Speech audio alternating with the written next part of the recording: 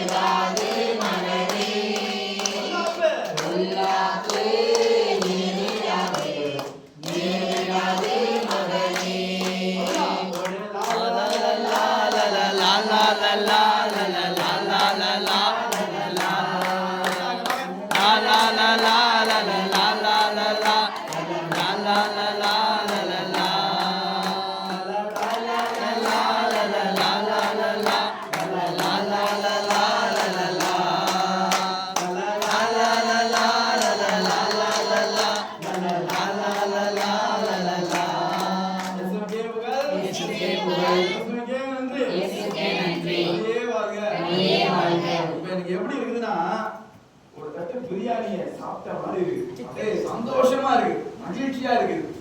அப்படியே இந்த மலையில ஃபுல்லா நனைஞ்சு அப்படி இருக்கும், அப்படியே ஒரு மாதிரி தொப்பையா நனைஞ்சு உள்ள வந்து அப்படி இருக்கும். அது மாதிரி ஒரு உணர்வு. அப்படிதான் ஆவியானவருடைய இந்த வசனங்கள், ஆவியானவருடைய தூண்டுதல் எல்லாம் நம்மள அப்படிதான் கிளப்பி விடும்.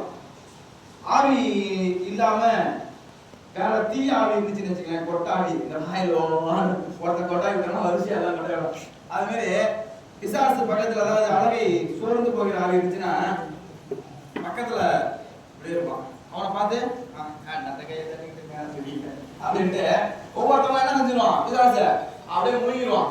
அதை உற்சாகமா ஆவி நம்ம கை தட்டி பாரானா இன்னும் தட்டுவாங்க, அவங்க தட்டுவாங்க. அப்படியே உற்சாகமா அந்த இடமே ஆவியினுடைய கூடாரமா மாறிடும். இயேசுவின் புகழ். ஆகத்தான் வெட்கத்தின் ஆவி உங்களுடைய புகாதமாக நீங்கள் ஜெபிக்க வேண்டும். வெட்கத்தினுடைய ஆவி என்ன? இந்த வெட்கம். எனக்கெல்லாம் முதல் முறையா இந்த அறுபடை ஜெபத்துல நான் உள்ள போகும்பொழுது கையெல்லாம் மேலெல்லாம் தூக்க முடியாது.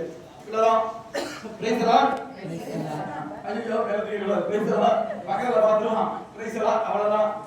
அப்புறமேல என்ன, ஆவியானவர் உள்ள வந்துட்டாலே கையெல்லாம் மேல என்ன செய்யும், யாவனையும் நம்ம கண்டுக்க மாட்டோம். ஆண்டவர் தான் பார்ப்போம். மேல எவ்வளவு உயர்த்த முடியுமோ உயர்த்துவோம். ஏன் டான்ஸ் கூட ஆடி ஆண்டவரை ஆராதிப்போம். அதெல்லாம் நீங்க பார்த்துருப்பீங்க. ஆராதனை பிள்ளைகள் எல்லாம் அவங்க எல்லாம் ஜெப வீரர்களா இருப்பாங்க. ஆகவே இந்த வேலையில அனைவரும் அமர்ந்து கொள்ளுங்கள். சின்ன மெசேஜுக்கு அப்புறம் அடுத்தபடியா அதே உணர்வோட அதே பாடலை பாடி நம்ம ஆராதனை பிடிச்சிப்போம். சரியா? அன்புக்குரியவர்களே, இந்த உலகமே ஏங்கி தவிக்கிற ஒண்ணு இருக்குது. இந்த உலகமே ஏங்குது. அது ஒன்னே ஒன்றுக்காக. என்ன தெரியுமா? பணத்துக்காக சொல்லக்கூடாது. பணத்துக்காக தான் ஏங்குது. அது உண்மைதான். பணத்துக்காக எல்லாமே என்ன செய்வோம், பணத்துக்காக தான் ஏங்கி நீங்க குடிச்ச போடணும், அது போடணும், இன்னும் ஏங்க போட்டாங்க. ஓகே, அது ஒரு கட்டத்தை வச்சுக்கோங்க. ஆனா உண்மையாகவே இந்த உலகம் ஒரு ஆன்மீக நோக்கத்தோட நினைச்சு பாருங்க. இந்த உலகம் எதற்காக ஏங்கி நிக்குதுன்னு. என்னமா எவ்வளவு நம்ம கை தட்டுங்க. ஆமா, அன்புக்காக தான் இந்த உலகம் என்ன செய்யுது, இனிக்குது. பணத்துக்காக பொருளுக்காக இல்லைங்க. அதெல்லாம் சும்மா வெளிப்படையா, ஆனா உள்ளார்ந்த வெளியில அப்படி நினைக்கலாம். வெளியில இந்த உள்ளார என்னை யாராச்சும் உண்மையா அன்பு செய்ய மாட்டாங்களா? யாராச்சும் உண்மையா அன்பு செய்ய மாட்டாங்க.